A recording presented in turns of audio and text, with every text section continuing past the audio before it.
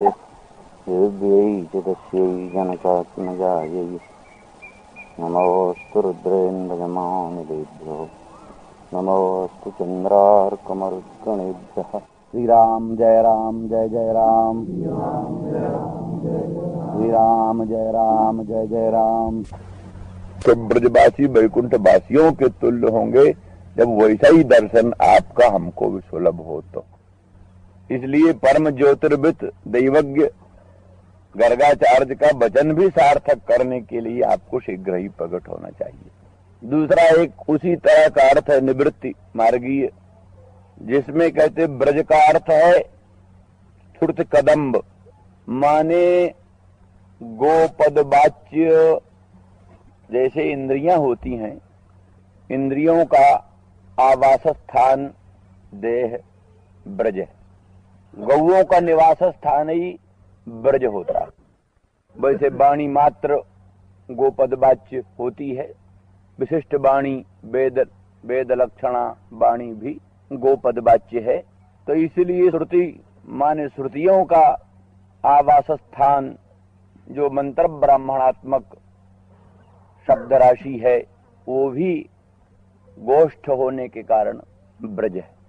तो आपके जन्म से अर्थात आपके आविर्भाव से, जनि प्रादुर्भावे, आपके आविर्भाव से वो ब्रज स्वभाव से ही उत्कर्ष को प्राप्त था। ब्रज वेद राशि मंत्र ब्राह्मणात्मक वेद स्वभाव से ही उत्कर्ष को प्राप्त है। अपौरुषेय होने के कारण, पुरुषाश्रित भ्रम प्रमाद विप्रलिप्सा करणा पाटवादी दूषणों से रहित होने के कारण वेद स्वभाव से ही उत्कर्ष को प्राप्त है। जितने संसार के ग्रंथ हैं सभी पौरुषेय हैं। पौरुषेयों में, पौरुषेय वाक्यों में पुरुषाश्रित भ्रम प्रमाद विप्रलिप्सा करणा पाटवादी दूषणों की संभावना होती है, इसलिए अप्रामाण्य की शंका भी होती है। किंतु वेद अपौरुषेय होने के कारण इनमें कोई पुरुषाश्रित दोष की संभावना नहीं होती, इसलिए अपास्त समस्त पुंदोष शंका कलंक पंक वेद हैं। इसलिए इनकी महिमा सर्वोत्कृष्ट है। स्वभाव से ही यह ब्रज उत्कर्ष को प्राप्त है। लेकिन तब जन्मना अधिकं यथा स्यात् तथा जय, आपके जन्म से उसका उत्कर्ष और बढ़ गया। अर्थात अपौरुषेय होने से वेद का परम प्रामाण्य तो प्रसिद्ध ही है, फिर भी जब तक वेदार्थ का साक्षात्कार न हो, वेदार्थ का अनुभव न हो, तब तक फिर भी तादृक उत्कर्ष में कुछ कमी। लेकिन आपका आविर्भाव होना मानो वेदार्थ का प्रत्यक्ष प्रकट हो जाना है ना। भागवत में एक श्लोक है, सर्वम विष्णुमयं गिरोंग वदजः, सर्वम विष्णुमयं गिरोंग वदजः सर्वस्वरूपो बभौ। सर्वम विष्णुमयम इति गिरः, संपूर्ण विश्व प्रपंच विष्णुमय। वेद वाक्य, पुराण वाक्य, औपनिषद वाक्य बहुत प्रसिद्ध है।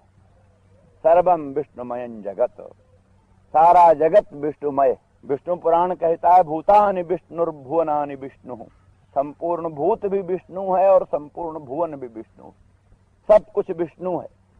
ये बात समझ में नहीं आती थी। सर्वम विष्णुमयं जगत कैसे, सारा जगत विष्णुमय है, कैसे समझा जाए। विष्णु अनंत ब्रह्मांड नायक भगवान है, सर्वेश्वर सर्वशक्तिमान है, अचिंत्य अनंत कल्याण गुण गणों के आस्पद हैं। और जगत ठीक उनसे उल्टा है। जगत जड़ है, दुखात्मक है, अनेकात्मक है, सोपद्रव है। तो कहाँ जगत, कहाँ विष्णु। जगत तो दुख का समुद्र है और विष्णु आनंद के समुद्र हैं।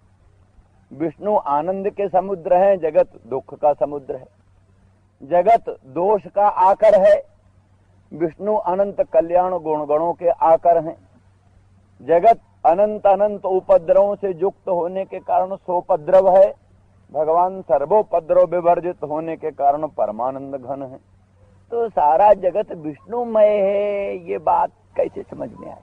सुनते हैं जरूर, विश्वास भी करते हैं होगा ऐसा ही, लेकिन अनुभव नहीं होता। तो कई बातें असंभावित होने के कारण, अनुभव विरुद्ध होने के कारण उनके अप्रामाण्य की शंका हो जाती। कहो नहीं नहीं, अपौरुषेय होने के कारण अप्रामाण्य शंका मत करो, ठीक है न करेंगे, लेकिन नहीं शब्द शतमपि घटम पटयितुम इष्टे, 100 शब्द भी मिलकर के घट को पट नहीं बना सकता।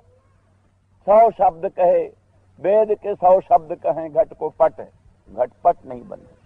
नहीं शब्द शतमपि घटम पटयितुम इष्टे, शब्द शत भी घट को पट नहीं बना सकता। और वेद वाक्य में भी फिर इसीलिए कई जगह लक्षण कर लेनी पड़ती।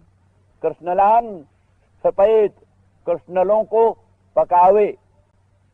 अब कहाँ कृष्णल, कृष्णल कहते हैं सुवर्ण खंड को, सुवर्ण के यवाकार खंड को कृष्णल कहते हैं। वेद वाक्य है कि क्या नाम, कृष्णलों को पकावे।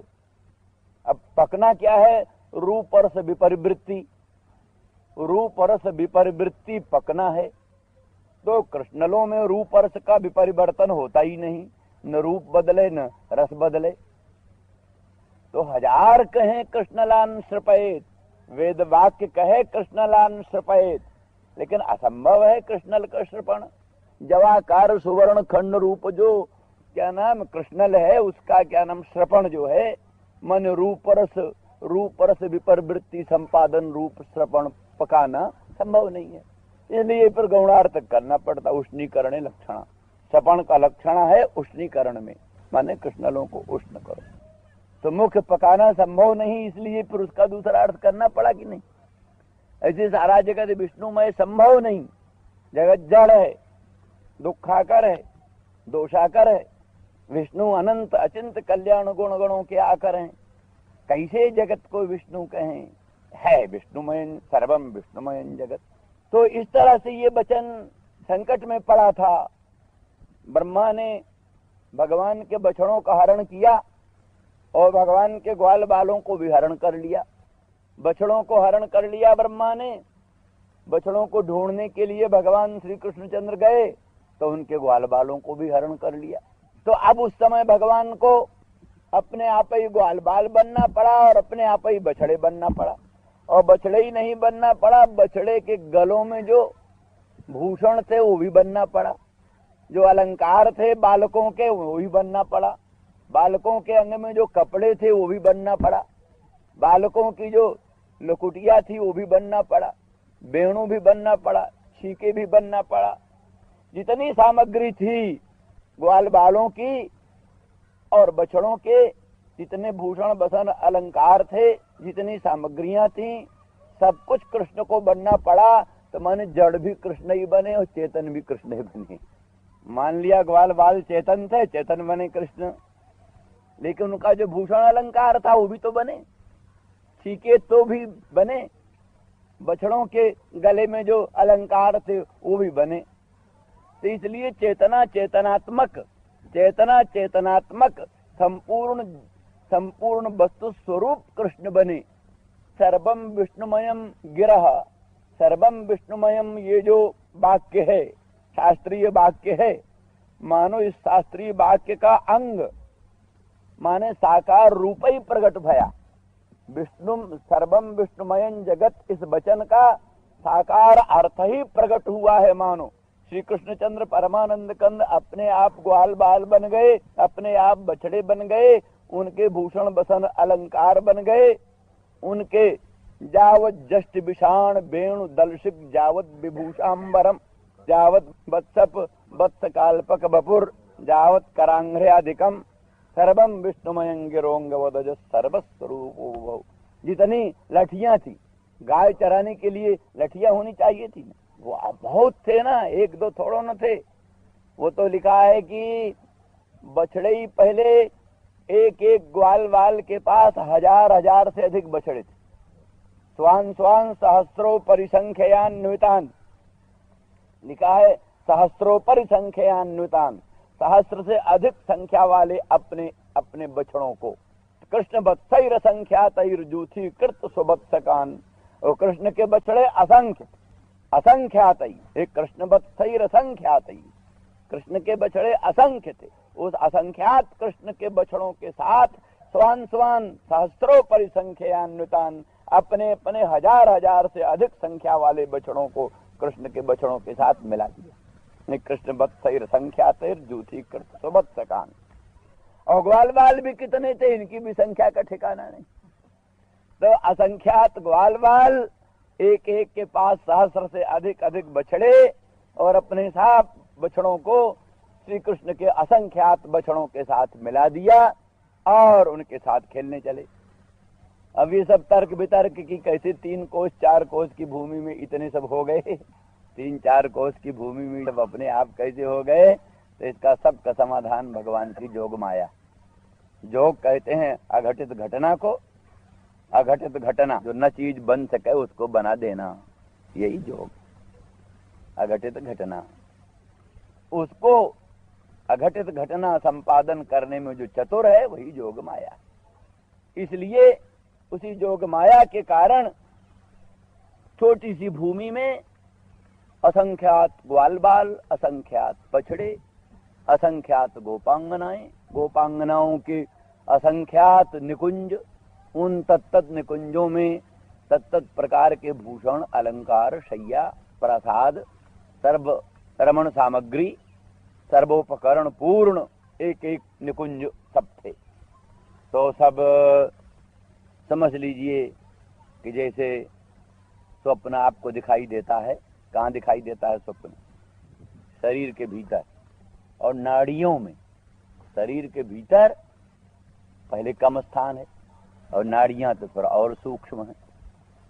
उन अति सूक्ष्म नाड़ियों के भीतर ये आपको हिमालय पहाड़ दिखाई देता है, सूर्य मंडल दिखाई देता है, आकाश मंडल दिखाई देता है। विश्व प्रपंच उन बहुत सूक्ष्म अति सूक्ष्म नाड़ियों के भीतर परिलक्षित होती हैं, दिखाई देती हैं। यहाँ तक वर्णन है कि वो जो पुंडरीकाकार मांस पिंड है, हृत पुंडरीक, हृत पुंडरीक के मध्य में जो दहर आकाश है, उस दहर आकाश के भीतर कहते हैं जो है उसको ढूंढो। कहा क्या है उसके भीतर? दहर पुंडरीक, दहर पुंडरीक के भीतर दहर आकाश, उस दहर आकाश के भीतर जो है वो ढूंढो। क्या हो सकता है उसके भीतर? अरे कहते जावान बा अयम आकाशः, जावान बा अयम आकाशः, जितना बड़ा ये आकाश है उतना ही बड़ा पुंडरीक, हृत पुंडरी का अंतर्गत जो दहर आकाश है उसमें भी उतना ही सब कुछ निहित है। तो अर्थात असल में सारा स्थूल जगत सूक्ष्म जगत का ही विकास है। सूक्ष्म जगत का ही विकास सब स्थूल जगत, मूल तत्व ही सूक्ष्म जगत। इस दृष्टि से भगवान के अघटित घटना पटीयान स्वात्मयोग से, अघटित घटना पटीयान भगवदीय स्वात्मयोग, इसी को भागवत में सर्वोत्कृष्ट महत्व दिया। अथो अमुष्यैव ममार्भकस्य यह कश्चन उत्पत्ति का आत्मयोगः। नंदरानी जिस समय देखती है अपने श्याम सुंदर के मुख कमल में विविध ब्रह्मांड देखती है, चंद्रमंडल सूर्य मंडल का दर्शन करती है, भूधर सागर गगन का दर्शन करती है, ब्रजन सहात्मान मवापुषन काम, सारे ब्रज को कृष्णचंद्र के मुख कमल में देखती है और सहात्मानम अपने आप को भी उसके भीतर देखती और कृष्ण को भी उसके भीतर देखती। इसीलिए ये भी नहीं कहती कहीं ऐसा मान लो जैसे दर्पण में प्रतिबिंब दिखाई देता है, दर्पण में प्रतिबिंब दिखाई देता है, ऐसे कृष्णचंद्र के मुख कमल में विश्व प्रपंच का प्रतिबिंब हुआ होगा। तो भाई फिर दर्पण में दर्पणों तो नहीं दिखाई देता, कम से कम दर्पण में दर्पण तो नहीं दिखाई देता। यहाँ तो जिस भगवान के मुख कमल में संपूर्ण विश्व प्रपंच दिखाई दे रहा है वो भगवान भी हो, भगवान का मुख कमल भी उसमें दिखाई दे रहा है। इसलिए प्रतिबिंबन न्याय से सब दर्शन हो रहा है, ये भी नहीं कह सकते। कोई आसुरी माया, तामसी माया, दैवी माया होगी, इसकी भी कोई गुंजाइश नहीं। क्या बात है? तो नंदरानी यही निश्चय करती है, अथो अमुष्यैव ममार्भकस्य यह कश्चन उत्पत्ति का आत्मयोग। मेरा ये जो अर्भक है, मेरा ये जो बालक है, इस बालक का ही कोई औत्पत्तिक स्वाभाविक, इसने कोई योगाभ्यास तो किया नहीं कि जोगज कोई सामर्थ्य प्राप्त हुई हो। ये छोटा बच्चा है, पर कोई औत्पत्तिक है, जन्मसिद्ध। क्या है? यह कश्चन, जो कुछ भी हो। आत्मयोग अघटित घटना पटियान, कोई स्वात्मयोग है इसमें, औत्पत्तिक स्वाभाविक अघटित घटना पटियान स्वात्मयोग है। उस स्वात्मयोग के ही कारण ये सब चमत्कार इसमें दिख रहे हैं, ये नंदरानी ने निश्चय किया। तो छोटे से भगवान के मुख कमल में इतना बड़ा विश्व प्रपंच, विराट प्रपंच सब कुछ दिखाई दिया। इसका समाधान क्या? वही भगवदीय स्वात्मयोग। उसी भगवदीय स्वात्मयोग से, उसी भगवदीय योग माया से छोटे से वृंदावन धाम में, छोटे से गोकुल में, छोटे से ब्रज धाम में वो असंख्यात ग्वाल बाल भी, असंख्यात बछड़े भी, और उनके असंख्यात जष्टि, विषाण, वेणु, दल शिक आदि जो जो कुछ भी हैं, संपूर्ण पदार्थ उसी के भीतर है। तो उसी प्रसंग पर आ जाइए। अर्थात चेतना चेतनात्मक, लोक दृष्टि से चेतना चेतनात्मक सब प्रकार की चीजें वहां थी, और सर्वरूप में भगवान ही बने, भगवान ही स्वयं सर्वरूप में प्रकट हुए। तो ऐसी परिस्थिति में वो जो सर्वम विष्णुमयं जगत, इस वाक्य का अर्थ गौणार्थक होने को प्रसक्त हो रहा था, कृष्णलान सफेद की तरह गौणार्थक होने को प्रसक्त हो रहा था। असंभावना से कहते हैं न तस्य हेतु त्राणम उत्पतन्नेव जो हतः। असंभावना इतना दोष है कि वहां हेतु हेतु कुछ नहीं लागू होने पाता, हेतु हेतु लागू नहीं होने पाता। न तस्य हेतु त्राणम उत्पतन्नेव जो हतः, जो उत्पतित होते हुए हत हुआ, उसका हेतु से संत्राण नहीं होता। तो बड़ी एक असंभावना रूप दोष से अप्रामाण्य का भीषण खतरा उपस्थित हो गया था। परंतु तव जन्मना, आपके आविर्भाव से, स्वभाव से अपौरुषेय, अपास्तु समस्त पुंदोष शंका कलंक पंक वेद, अधिकं यथा स्यात् तथा जयति, अत्यंत उत्कर्ष को, सर्वाधिक उत्कर्ष को प्राप्त हो गया। मंगलाचरण किया है चित सुखाचार्य ने। वो स्तंभाभ्यंतर गर्भ भाव निगद व्याख्यात तद वैभवो, जब पंचानन पांचजन्य वपुषा व्यादिष्ट विश्वात्मता, सौव्याद शरदिंदु सुंदर तनु सिंहाद्र चूड़ा मणि, प्रहलादार्थ प्रहलादाभ्येतार्थ तत्क्षण मिलत दृष्ट प्रमाणं हरि, सौव्याद शरदिंदु सुंदर तनु सिंहाद्र चूड़ामणि। हिरण्यकशिपु का और प्रहलाद का बखेड़ा चल रहा था। तो उस बखेड़े में हिरण्यकशिपु ने कहा, तू कहता है मेरा भगवान सर्वस्वरूप है और मेरा भगवान सर्वत्र है। सर्वस्वरूप भगवान है और सर्वत्र है, ये तू बार बार कहता है। तो सर्वत्र है तो ये क्या पाषाण स्तंभ सर्वत्र में नहीं है? तो इसमें से तेरा भगवान प्रकट हो तो हम देखें, पाषाण के खंभे में तेरा भगवान कहाँ है? और सर्वस्वरूप कह रहा है तो पाषाण स्तंभ भी तो भगवान है तेरा। सर्वस्वरूप भगवान है तो सर्वस्वरूप में पाषाण स्तंभ भी है, पाषाण का खंभा भी है। तो जब तेरा भगवान सर्वस्वरूप है और सर्वत्र है तो स्तंभ स्वरूप भी है और स्तंभ में भी है। देखे हम जरा तेरा भगवान कैसा सर्वस्वरूप और सर्वत्र है। तो ये शास्त्रार्थ का प्रसंग आया। अब यहाँ खाली वाणी मात्र का शास्त्रार्थ नहीं था, वो तो तलवार लिए और मुक्का उठाए हुए एकदम वारा न्यारा करने को तैयार है। लेकिन प्रहलाद ने अपनी बात को सिद्ध करने का प्रयास किया। तो प्रयास क्या किया? पंचावयव वाक्य का प्रयोग होता है अनुमान में, परार्थानुमान जो होता है, परार्थानुमान में पंचावयव का प्रयोग होता है। दूसरों को समझाना हो अनुमान के द्वारा कोई चीज, तो अनुमान में 5 अंश होते। पर्वतो बन्यमान, पहाड़ में अग्नि है, हो गई प्रतिज्ञा। हेतु बताओ, धूमात, धूमात ये हेतु। उदाहरण, जो जो धूमवान सा सा बन्यमान यथा महान सा, जो जो धूमवान है वो बन्यमान है जैसे महान। तथा चायम उपनय, वैसे ही ये पहाड़ भी धूमवान है। तथा चायम, तस्मात् तथा, इसलिए ये पर्वत भी बन्यमान होना चाहिए।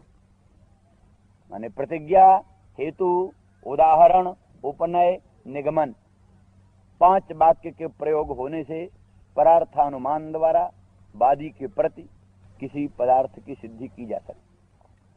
तो प्रहलाद ने प्रतिज्ञा तो कर डाली, ठीक, हमारे भगवान सर्वस्वरूप हैं और हमारे भगवान सर्वत्र हैं। आप हेतु कहिए साहब, हेतु क्या है? उदाहरण कहिए साहब, उपनय कहिए, निगमन कहिए। प्रतिज्ञा मात्र से वस्तु सिद्धि नहीं हो रही, नहीं प्रतिज्ञा मात्र वस्तु सिद्धि, केवल प्रतिज्ञा से वस्तु सिद्धि नहीं होती, और हेतु बताओ। तो कहते हैं पर भगवान ने सोचा भक्त ने इतना ही कष्ट बहुत किया, प्रतिज्ञा कर दिया हमारा भगवान सर्वस्वरूप है और सर्वत्र है, इतना ही बहुत। अब हेतु और उदाहरण और उपनय और निगमन अवयव चतुष्टय विन्यास का कष्ट हम भक्त को न दें। स्वयं प्रकट हो करके चारों अवयवों का कार्य स्वयं प्रकट हो करके पूरा कर देंगे। इसलिए प्रहलादा भीतार्थ तत्क्षण मिलत दृष्ट प्रमाणं है। प्रहलाद का जो अभीत अर्थ है, प्रहलाद ने जो अर्थ कहा हमारा भगवान सर्वस्वरूप है और सर्वत्र है, इसमें कहते दृष्ट प्रमाण दिखलाने के लिए, प्रत्यक्ष प्रमाण दिखलाने के लिए हेतु की जरूरत नहीं, उदाहरण की जरूरत नहीं, उपनय की जरूरत नहीं, निगमन की आवश्यकता नहीं। जो हमारा भक्त कहता है वो प्रत्यक्ष है। देखो प्रत्यक्ष कैसे है, मैं स्वयं प्रकट हूं। इसलिए पाषाण के खंभे के भीतर से भगवान प्रकट हो, पाषाण के खंभे के भीतर से भगवान प्रकट हो गए। प्रत्यक्ष प्रमाण द्वारा प्रहलाद के अभेद अर्थ की सिद्धि कर दी। सर्वत्र भगवान है ये दिखा दिया, पाषाण के खंभे से प्रकट हो गए, जिसमें सुई भी नहीं घुस सकती। पाषाण का खंभा सुई भी नहीं घुस सकती, द्विणुक त्रिणुक चतुर्णुक के प्रवेश का भी अवकाश नहीं। उस पाषाण के खंभे से सिंहाद्र चूड़ामणि प्रकट हो गया। सिंहाद्र चूड़ामणि महान विशाल स्वरूप भगवान का प्रकट है। परस्पर विरुद्ध स्वभाव वाला पदार्थ प्रकट हुआ। नृसिंह, नर है तो सिंह नहीं, सिंह है तो नर नहीं, पर वहां दोनों में एक ही, एक में ही दोनों। नृसिंह एक ही में दोनों, नर और सिंह परस्पर विरुद्ध धर्म का सामंजस्य, नरत्व सिंहत्व परस्पर विरुद्ध धर्म का सामंजस्य। इससे बढ़कर के सर्वस्वरूप का उदाहरण क्या हो सकता है? पाषाण के खंभे में से भी प्रकट होकर दिखा दिया, इसलिए सर्वत्र होने में क्या संदेह है। और नर और सिंह दोनों वही एक वस्तु है, परस्पर विरुद्ध स्वभाव वाला चीज वही है। दुनिया में नर नर ही होता है, सिंह सिंह ही होता है, सिंह नर नहीं, नर सिंह नहीं, पर वहां दोनों का समन्वय, दोनों का सामंजस्य, नर सिंह। इसलिए सर्वस्वरूपता भी दिखला दी। व्यादिष्ट विश्वात्मता, स्तंभाभ्यंतर गर्भ भाव निगद व्याख्यात तद वैभवम, स्तंभ के अभ्यंतर प्रकट होकर के उसकी विभुता व्यापकता को दिखा दिया। और क्या नाम, नृसिंह रूप में परस्पर विरुद्ध स्वभावक पदार्थ रूप में प्रकट होकर के उसकी विश्वात्मता भी दिखला दिया, वो सर्वस्वरूप भी है। इस तरह से प्रहलाद के अभिहित अर्थ में तत्क्षण दृष्ट प्रमाण उपस्थापित करने वाले भगवान का वो उनके विजय की कल्पना से मंगलाचरण करते हुए चित्सुखाचार्य आगे बढ़ते। तो इसलिए हम ये जो अर्थ है बहुत श्रेष्ठ है, बहुत संगत है कि तव जन्मना वेदार्थस्य तव आविर्भावेन। वेदार्थ भगवान वेदार्थ ही है ना। वेदैश्च सर्वैरहमेव वेद्यः, सब वेदों का वेद्य एकमात्र भगवान है, सब वेदों का एकमात्र वेद्य भगवान है। सर्वे वेदा जत पदमामनंती, सब वेद जिस परम तत्व का निरूपण करते हैं। वेदांत कृद्वेद विदेव चाहम, किम विदत्ते विदत्ते च किमनुद्य विकल्पयेत इत्यस्य हृदयन लोके नान्यो मदवेद कश्चनो। वेद किसका विधान करते हैं, वेद किसका अभिधान करते हैं, वेद किसका अनुवाद करते हैं, वेद किसका निषेध करते हैं, किसका अवशेष रखते हैं। इत्यस्य हृदयन लोके नान्यो मदवेद कश्चनो। भगवान से भिन्न कोई इसका हृदय रहस्य नहीं जानता। फिर अंतिम बताया माम विधत्ते विधत्ते च विकल्प्या पोह्यते त्वहम एतावान सर्व वेदार्थ। वेद मेरा ही अभिधान करते हैं, वेद मेरा ही विधान करते हैं। वेद संपूर्ण अनात्म पदार्थ का अपोहन करके मेरा ही अवशेष रखते हैं।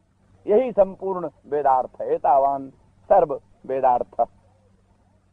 इस तरह से स्पष्ट है कि भगवान वेदार्थ। तो जहां वेदार्थ स्वरूप वेदों के महातात्पर्य का विषयीभूत वेद वेद्य सच्चिदानंद घन पर ब्रह्म कृष्ण के आविर्भाव से, उनके जन्म से वृंदावन धाम में, गोकुल धाम में, नंदरानी ब्रजेंद्र गेहिनी के मंगलमय अंक में मानव नायक परमात्मा सच्चिदानंद घन पर ब्रह्म श्री कृष्ण रूप में प्रकट हो गया। एतावता वेदार्थ है, प्रत्यक्ष है। निराकार निर्विकार सच्चिदानंद घन परब्रह्म वेदार्थ है, प्रत्यक्ष है। इसमें संदेह की कोई गुंजाइश नहीं। एक भक्त ने कहा ना, परम मिम उपदेश माद्रियध्वम निगम बने सुनितांत खेद खिन्ना विचिनुत भवनेषु बल्लवीनाम उपनिषदर्थ मुलूखले निबद्धम। कहते हैं परम मुपदेश माद्रियध्वम। जो लोग बड़े अभ्यास में लगे हैं, वेदाभ्यास कर रहे हैं, यही परम धर्म है, परम कर्तव्य है आस्तिकों का। वेद साक्षात भगवान के वांग्मय स्वरूप हैं, उनकी आराधना करना भगवत प्राप्ति के लिए बहुत मूल कर्तव्य है। पर कोई परम दयालु कहते हैं देखो भाई वेदार्थ प्रकट हो गया है, वेदार्थ का अवतार हो गया है। वेदार्थ का अवतार होता है, रामावतार भी वेदार्थावतार था। वेद वेद्य परे पुंसी जाते दशरथात्मजे वेद प्राचेत सादासीत साक्षात रामायणात्मना। वेद वेद्य सच्चिदानंद घन पर ब्रह्म का रामचंद्र राघवेंद्र के रूप में अवतरण हुआ। जो वेद वेद्य सच्चिदानंद घन पर ब्रह्म था, वेदार्थ और रामचंद्र राघवेंद्र के रूप में प्रकट हो गया। तो कहा फिर वेदावतार भी हो गया। साक्षात महर्षि वाल्मीकि के मुखारविंद से रामायण रूप में शतकोटि प्रविस्तर रामायण, 100 करोड़ श्लोकों वाली रामायण, शतकोटि प्रविस्तर रामायण के रूप में वेदों का भी अवतार हो गया। वेद वेद तत्व का अवतार हो गया, वेद का भी अवतार हो गया।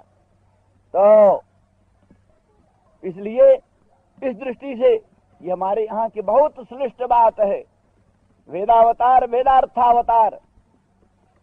इस तरह से जहाँ पर सच्चिदानंद घन पर ब्रह्म प्रभु, जिसमें अनेक प्रकार की असंभावनाएं, विपरीत भावनाएं, दुर्भावनाएं थीं, उन संपूर्ण असंभावनाओं, विपरीत भावनाओं को दूर करने के लिए साक्षात वही सच्चिदानंद घन पर ब्रह्म प्रभु प्रकट हो गया।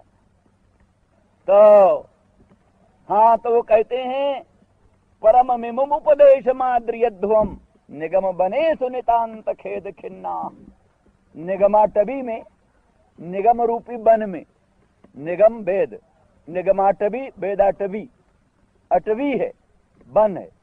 जैसे वन बड़ा दुर्गम होता है, हर एक साधारण का संचार वन में नहीं होता, तो ऐसे निगमाटवी भी दुर्गम है।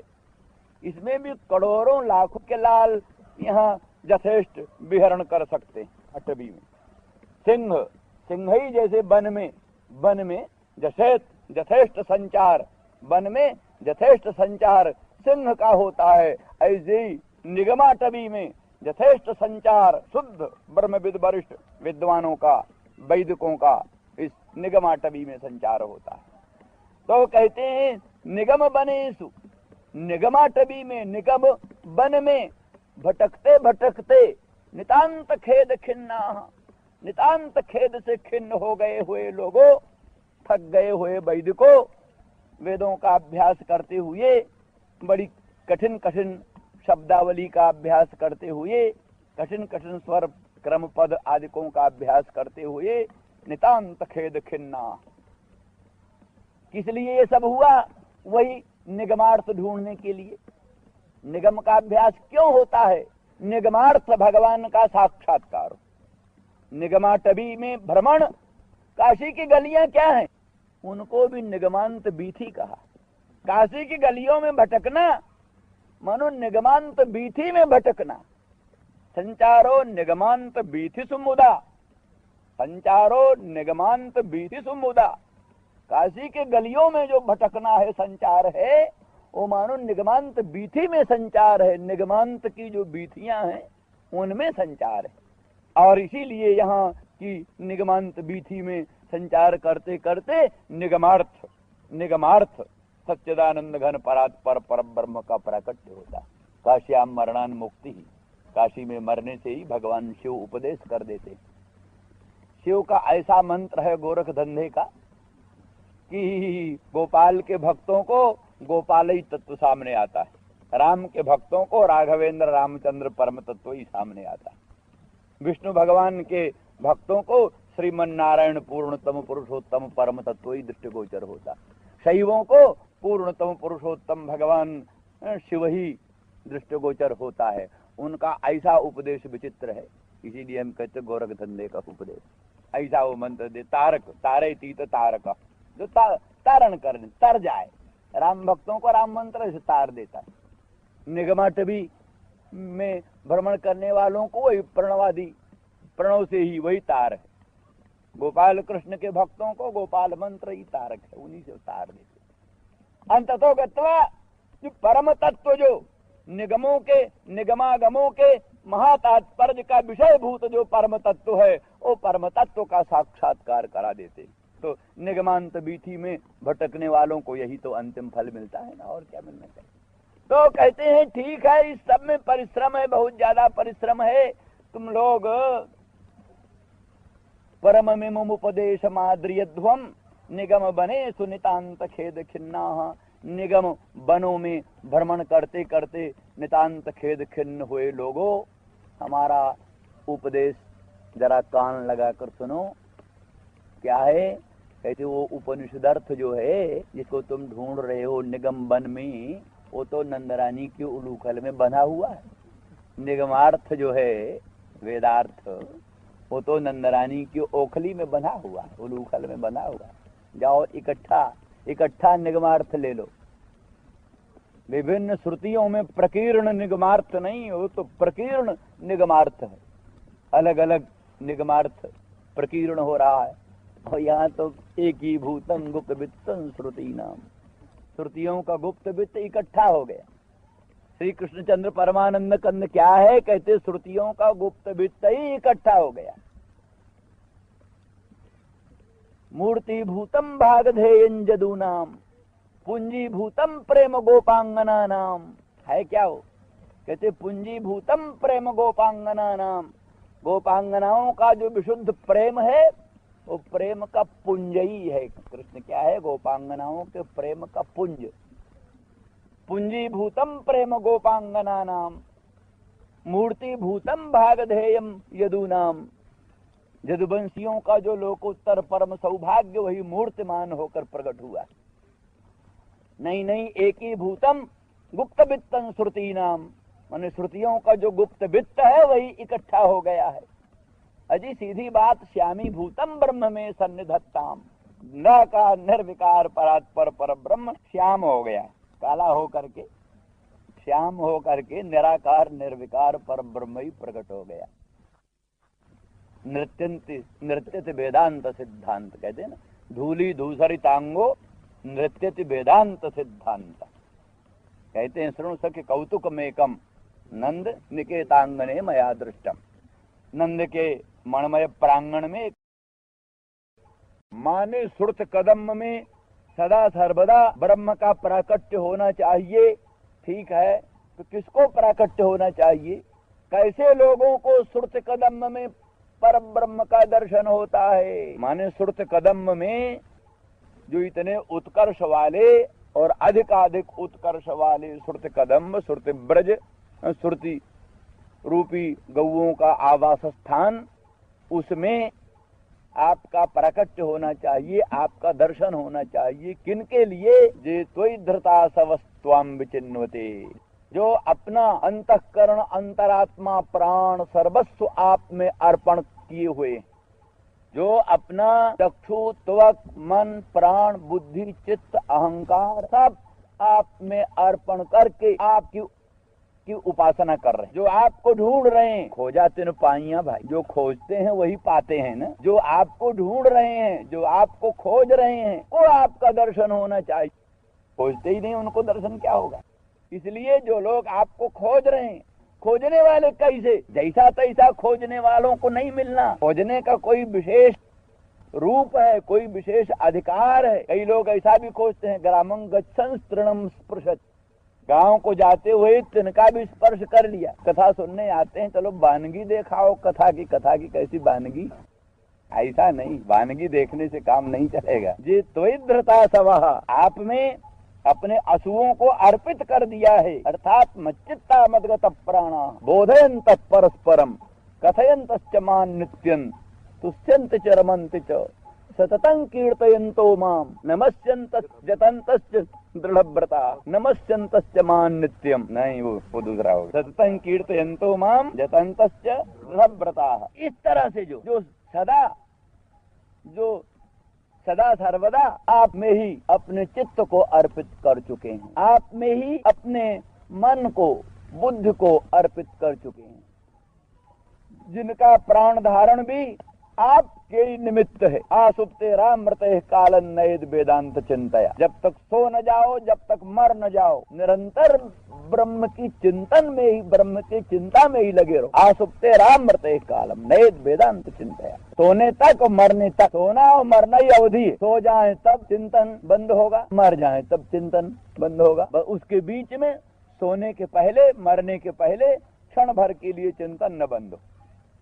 प्राण धारण भी इसीलिए कि भगवत चिंतन करें, भोजन इसीलिए करते हैं कि प्राण धारण हो, प्राण धारण इसीलिए कि जिससे भगवान का चिंतन हो। इसीलिए निष्कर्ष निकाला है, धर्मस्य यापवर्गस्य नार्थोर्थायोपकल्पते अर्थस्य धर्मैकान्तस्य कामो लाभाय न स्मृतः कामस्य नेन्द्रिय प्रीतिर लाभो जीवेत जावता जीवस्य तत्व जिज्ञासा नार्थो जस्चेह कर्म। सार के लोग धर्म का फल अर्थ मानते। धर्मानुष्ठान करें तो धन मिले, धर्मानुष्ठान करें धन पाएं। धन मिल गया तो क्या करें? तो खूब भोग भोगें। भोग भोगने से क्या होगा? इंद्रियों की तृप्ति होगी, तर्पण हो। और उससे क्या होगा?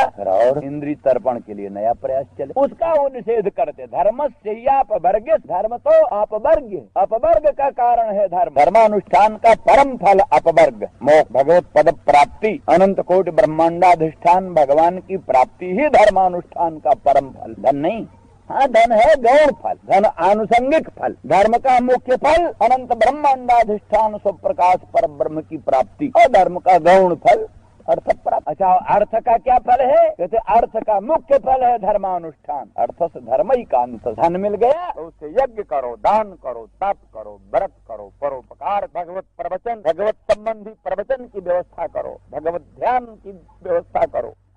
बस माने धन मिल गया तो उसका परम प्रयोजन है धर्मानुष्ठान, गौण फल। धन का मुख्य स्थान, धन का गौण फल है भोग। भोग का क्या फल है? कहते कामस्य नेन्द्रिय प्रीति ही धर्मैकान्तस्य अर्थस्य कामो न लाभाय स्मृतः। धर्मैकांत जो धर्म है, धर्मैकांत जो धन है, धर्मई जिसका परम प्रयोजन इस प्रकार का जो धन है, उस धन का भोग फल नहीं, किंतु धर्मई उसका मुख्य, किंतु उसका गौण फल काम। तो काम का मुख्य फल इंद्रिय तृप्ति नहीं, इंद्रिय तर्पण नहीं, किंतु काम का मुख्य फल जीवन प्राण धारण। लाभो जीवेत जावता जीवेत, जीवन धारण हो जिससे, बस भोग का उतना नहीं। जीवन धारण ही भोग का फल है, इंद्रिय तर्पण भोग का फल नहीं, प्राण धारण फल है। प्राण धारण का फल क्या है? तत्व जिज्ञासा।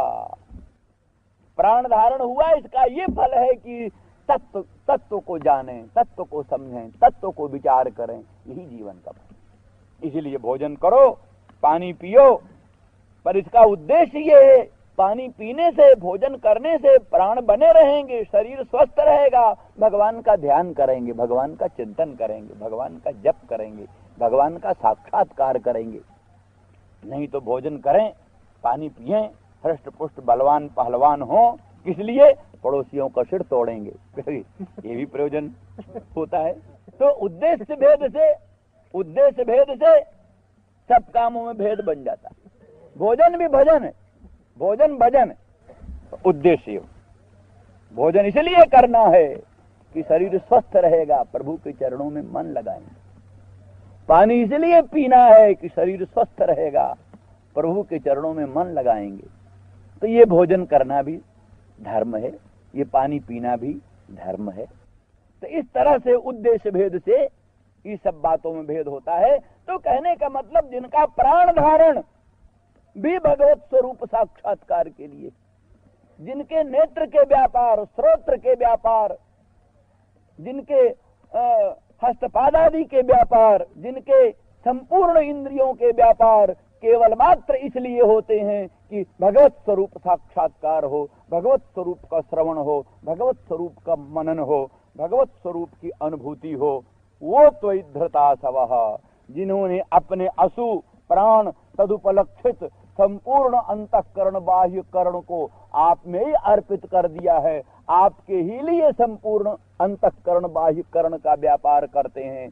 ऐसे जो त्वयिधृता सवः, आप में सर्वस्व अर्पण करके, अंतःकरण बाह्यकरण सब कुछ आप में अर्पण करके, और निरंतरं त्वाम विचिन्वन्ते, निरंतर आप कोई त्वाम विचिन्वते, निरंतर आप कोई ढूंढते हैं, आपका ही अन्वेषण करते हैं। श्रुतियों ने जहाँ किसी ने तीर्थों में भी जाते हैं, किस लिए जाते? भगवान को ढूंढते जाते। द्वारका धाम में गए, किस लिए? भगवान को ढूंढने गए। रामेश्वर धाम गए, किस लिए? भगवान को ढूंढने गए। बद्री नारायण गए, किस लिए गए? भगवान को ढूंढने गए। वहां कोई संत मिले, संतों से भगवान की बात पूछा, कोई महात्मा मिले, उनसे भगवान की बात पूछा, कोई भक्त मिले, उनसे भगवान। अरे गोपांगनाओं ने तो एक एक वृक्षों से भगवान का समाचार पूछा था।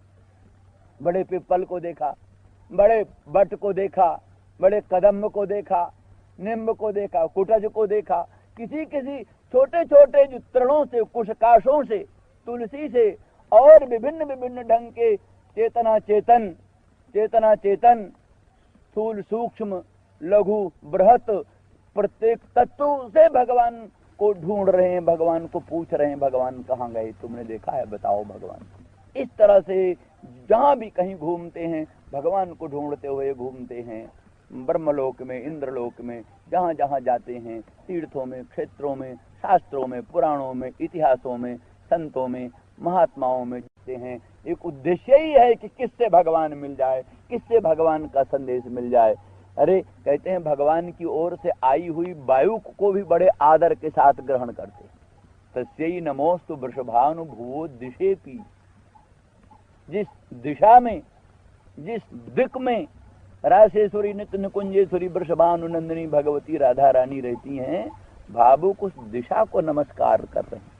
तस्यै नमोस्तु वृषभानुभुवो दिशेपि, जिसमें जहाँ राशेश्वरी नित्य निकुंजेश्वरी राधा रानी भगवती के आविर्भाव का स्थान है, उस दिशा को। शरदुदाशये साधु जात सत सरस जो दरस श्री मुषादृशा, सुरतनाथ ते शुल्क दाशिका वरद निघ्न तो नेह किम बधा। गोपांगना भगवान श्याम सुंदर श्री कृष्णचंद्र से कहती हैं, हे भगवान, आपने अपने दिए हुए वरदान को और अपने दिए हुए आश्वासन को छेदन करते हैं। सुरतनाथ, वरद, ये दो विशेषण, दो संबोधन, जिसका अर्थ है सर्व प्रकार का जो संभोग है उसके नाथ हैं, अधिपति हैं, स्वामी, संभोगपति। संसार में जो कुछ भी संभोग प्राप्त होता है, शब्द संभोग, स्पर्श संभोग, रूप संभोग, रस संभोग, गंध संभोग, जो भी संभोग प्राप्त होता है उसके अधिपति सर्वाधिष्ठान सर्वशक्तिमान भगवान ही। हे संभोग पते, सुरतनाथ, हे संभोग पते। वरद अर्थात सर्व प्रकार के अभीष्ट वर देने वाले, अभीष्ट सर्व प्रकार के वर देने वाले। अभीष्ट प्राप्ति बिना भगवान की आराधना के नहीं होती। चाहता प्राणी बहुत कुछ है, पर उसकी प्राप्ति तभी होती है जब प्राणी सर्वेश्वर सर्वशक्तिमान भगवान की उपासना करे। तो इसलिए सुरतनाथ हैं आप, संभोगपति हैं और सर्व प्रकार का अभीष्ट वर देने वाले। किंतु ठीक उसके विपरीत यहाँ आप हम लोगों का अशुल्क दाशिकाओं का वध कर रहे। उचित ये था कि संभोगपति के द्वारा सर्व प्रकार का संभोग प्राप्त हो, वरद के द्वारा सर्व प्रकार का अभीष्ट वर प्राप्त हो, परंतु संभोगपति के द्वारा, वरद के द्वारा हम लोगों का वध हो रहा है। कैसी हैं हम लोग? अशुल्क दाशिका। अशुल्क दाशिका का ये अर्थ है कि आपके लोकोत्तर कल्याण गुण गणों पर मुग्ध होकर, आपके अद्भुत सौंदर्य माधुर्य पर मोहित होकर बिना दाम ही आपके हाथ बिक गई। इसी का नाम अशुल्क दाशिका, अकृत दाशिका, बिना खरीदी हुई दाशिका। वैसे दासी खरीदी जाती है, पर ये अकृत दाशिका, बिना खरीदी हुई दासी, अर्थात आपके लोकोत्तर कल्याण गुण गणों पर मोहित होकर, अनंत सौंदर्य माधुर्य पर मोहित होकर बिना दाम के ही आपके हाथों बिक जाने वाली, ऐसी अशुल्क दाशिका।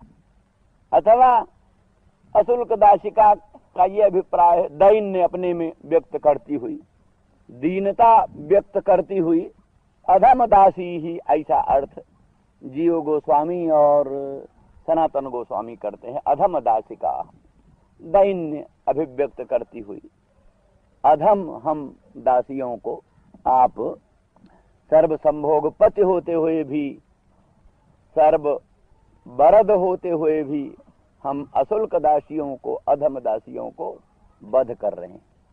कहाँ वध कर रहे हैं? कौन सा तुम पर शस्त्र चला रहे हैं गोपांगनाओं? कैसे तुम्हारा वध हो रहा है? ऐसा आरोप लगाती हो।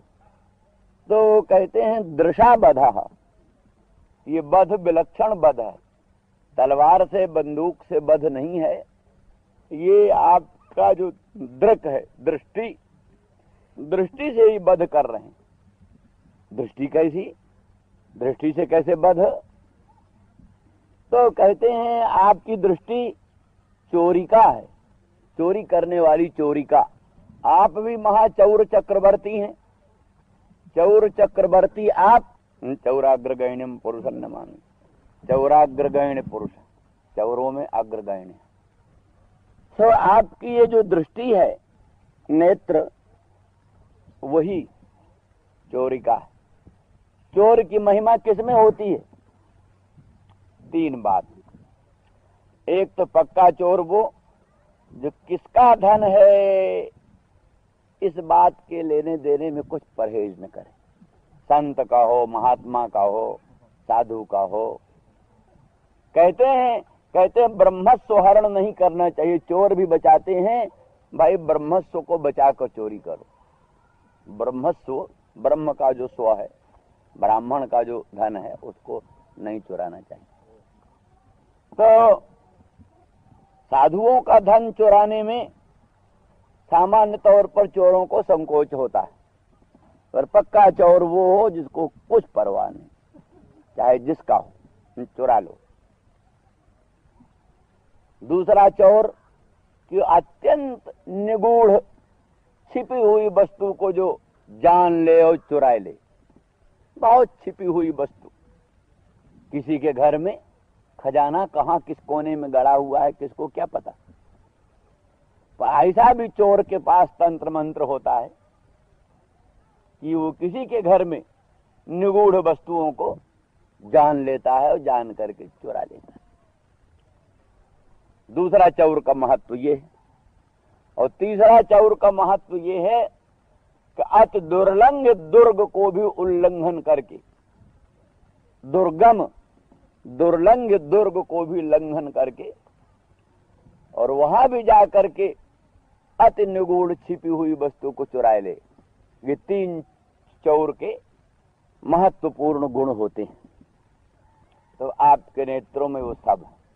चलिए बोले, शरद उदाशये साधु जात सत सरसिजोदर श्री मूषा।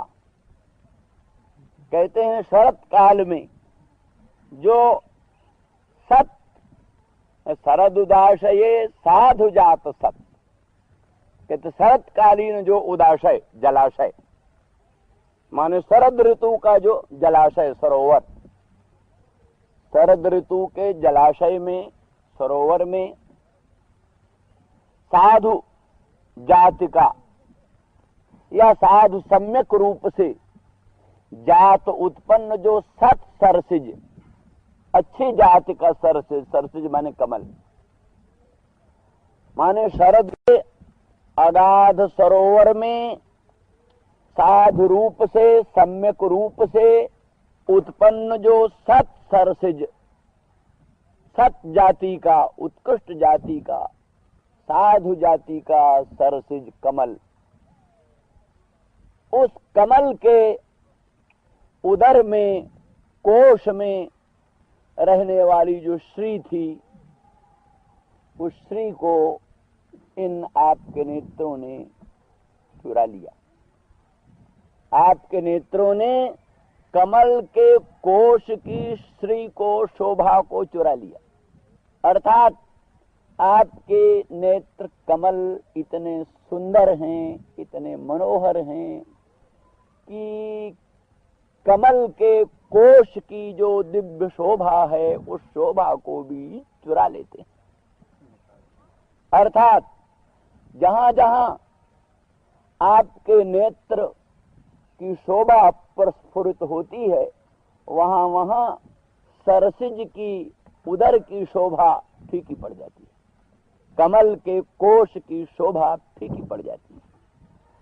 अब यहां देखिए, वो साधु सरसिज था, संत रूप सरसिज था, बड़े अच्छे देश में, बड़े अच्छे काल में उत्पन्न हुआ। शरद ऋतु के स्वच्छ सरोवर में, अगाध सरोवर में उत्पन्न होने वाला सरसिज, उस सरसिज की भी शोभा को, श्री को आपके नेत्रों ने चुरा लिया, साधुओं का धन चुराया। और वो शोभा कैसी थी? छिपी हुई थी। माने सत सरसिज ने सुन रखा था। श्री कृष्ण चौराग्रगण्य हैं, महाचौर चक्रवर्ती हैं, हमारी सर्वोत्कृष्ट श्री को कहीं चुरा न लें, ये समझ कर ही अगाध सरोवर में जाकर के डेरा जमाया, अगाध सरोवर में। और शरत काल के सरोवर में, जहां कुछ ठंडक भी रहेगी, माने क्रीड़ा आदि के प्रसंग से भी यहां आना संभव नहीं होगा, क्रीड़ा आदिकों के प्रसंग से भी यहां आना संभव नहीं होगा। इसलिए शरत काल के, शरद ऋतु के स्वच्छ अगाध सरोवर में जाकर के उत्पन्न हुआ, सम्यक रूप से उत्पन्न हुआ। सत सरसिज माने सरसिज सम्राट। शरतकालीन स्वच्छ अगाध सरोवर में साधु रूप से उत्पन्न जो सरसिज सरसिज सम्राट, उस सरसिज सम्राट के उदर की कोश की जो शोभा। अच्छा, उसने अपनी रक्षा का प्रबंध किया, रक्षा का प्रबंध किया, इसलिए शरत काल के स्वच्छ अगाध सरोवर में जाकर के विराजमान हुआ। और तत्रापि तो वहां भी उसने सैकड़ों सरसिजों को पहरेदार बनाया। इसलिए तो सब सरसिज, सरसिज तो बहुत थे, उन सब सरसिजों में जो सत सरसिज था, सरसिज सम्राट, बहुत से सरसिजों को, बहुत से कमलों को चारों ओर अपना पहरेदार बनाया। स्वयं भी शतपत्र है, कमल का नाम ही शतपत्र है। सैकड़ों पत्ते जिसमें होते हैं उसका नाम शतपत्र, पत्ते भी पहरेदार। और कांटेदार पत्ते, कांटा भी होता है नीचे, उसके लताओं में भी, उसके जो लताएं होती हैं उनमें भी कांटे। तो कांटेदार अपनी लताओं, नालों और पत्तों को पहरेदार बनाकर अगाध स्वच्छ सरोवर में सरसिजों के मध्य में वो सरसिज विराजमान हुआ। फिर भी उसको संतोष न हुआ। सोचा कहीं यहाँ भी महाचौर चक्रवर्ती के नेत्र चुराने ना आए, इसलिए अपनी शोभा को अपने पेट में धरा, कोश में भीतर धरा। कितनी छिपी हुई। शरत काल के स्वच्छ अगाध सरोवर में बहुत से सरसिजों के मध्य में रहने वाला जो सरसिज सम्राट, उस सरसिज सम्राट की लोकोत्तर शोभा, उस शोभा को भी उसने अपने उदर में रखा, कोश में रखा। यहाँ कैसे आएंगे और हमारे कोश की शोभा को कैसे जान लेंगे। लेकिन ये सब होते हुए भी साधु सरसिज की जो स्त्री और अत्यंत छिपाकर कोश में रखी हुई स्त्री और इन महान जल दुर्ग को, पत्र दुर्ग को, नालकंटक दुर्ग को उल्लंघन करके उस स्त्री, उस सरसिज सम्राट के कोश की स्त्री को भी इनने तुरंत चुरा ली। इसलिए इनकी चोरी कमाल की चोरी। शरत काल में होने वाला जो स्वच्छ उदाशय जलाशय, उस जलाशय में साधु प्रकार से, सम्यक प्रकार से जात उत्पन्न जो सत सरसिज, सरसिजों का सम्राट, उस सरसिज सम्राट की श्री को, शोभा को मुष्णातिताम मुष्णाति। साधु सम्यक्तया जातः, साधु जातः सत सरसिजः तस्य उदरे जा श्री शोभा ताम मुष्णातीति तया साधु जात सत सरसिजोदर श्री मुषा दृशा। ऐसी दृष्टि से तो जो इतने चोर हैं उनको वध करना क्या कठिन। जो साधु पुरुष की संपत्ति छीन सकते हैं, छिपी हुई गुप्त संपत्ति छीन सकते हैं, दुर्लंघ दुर्ग को उल्लंघन करके चुरा सकते हैं, उनको किसी को वध कर देने में क्या देरी लगती। इसलिए असंभव नहीं। ये सरुदुदाशये साधु जात सत्सरजोदर श्री मुषा दृशा निघ्नतः अशुल्कदासी निघ्नतः अशुल्कदासी, बिना दाम के ही आपके हाथ बिक जाने वाली, या हम अधम दासियों को उस दृष्टि से हनन करते हैं, ये क्या वध नहीं है। श्याम सुंदर कहते हैं कोई हमने भाला नहीं चलाया, बर्छी नहीं चलाया, तलवार नहीं चलाया, कैसे तुम वध का आरोप कर रही हो। तो कहती है नेह किम बधा, क्या अस्त्र बध ही बध होता है, अस्त्र बध ही बध होता है दुनिया में। कई ऐसे लोग होते हैं उनको कुछ कह दो वही बध हो जाता है। संभावित चाकीर्तिर मरणादत रिच्यते, कई कई बार संभावित की अकीर्ति मरण से भी अधिक कष्ट होता है। कई लोगों को त्वम शब्द का प्रयोग कर दो वही उनका वध हो गया। त्वम शब्द का प्रयोग कर दो उनके लिए वध है उनका। तो कई ढंग का वध होता है संसार में। अस्त्र वध ही वध नहीं होता, किंतु इस नेत्र से वध भी वध ही है। अर्थात सार ये है कि आपके इन नेत्रों से मोहित होकर हम और आपके दर्शन से वंचित होकर विप्रयोग जन तीव्र ताप से संतप्त होकर मृत अवस्था को प्राप्त हो रही हैं, इसमें भी आपको इस बध का पाप लगेगा जरूर। इस बध का पाप लगेगा आपको। ये शरद उदाशये साधु जात सत सरस जो दरस श्री मुषादृशा वरद निघ्न तो नेह किम बधा सुरतनाथ ते शुल्क दाशिका वरद निघ्न तो नेह किम बधा। यहां ये भी कहते हैं गोपांगना संतप्त होकर इन संबोधनों का प्रयोग दूसरी दृष्टि से भी करते हैं। सुरतनाथ सुष्ठु रता नाम नाथ उपतापक उपतापक सुरता नाम नाथः उपतापकः। जो आप में सुरत हैं, जिनकी सुष्ठु रति आप में है, सम्यक रूप से जो आपके स्वरूप में रत है, उनका नाम सुरत है। जन्म जन्मांतरों के पुण्य पुंजों से परम सौभाग्यशाली लोग भगवान के स्वरूप में सुष्ठु रूप से रत होते हैं। रत माने भगवान के स्वरूप में जो सम्यक रमण करने वाले हैं, उनका नाम सुरत है। आत्मरति होते हैं ना ज्ञानी लोग, आत्मरति, आत्मक क्रीड़ा। ज्ञानी लोग आत्मा में ही रमण करते हैं।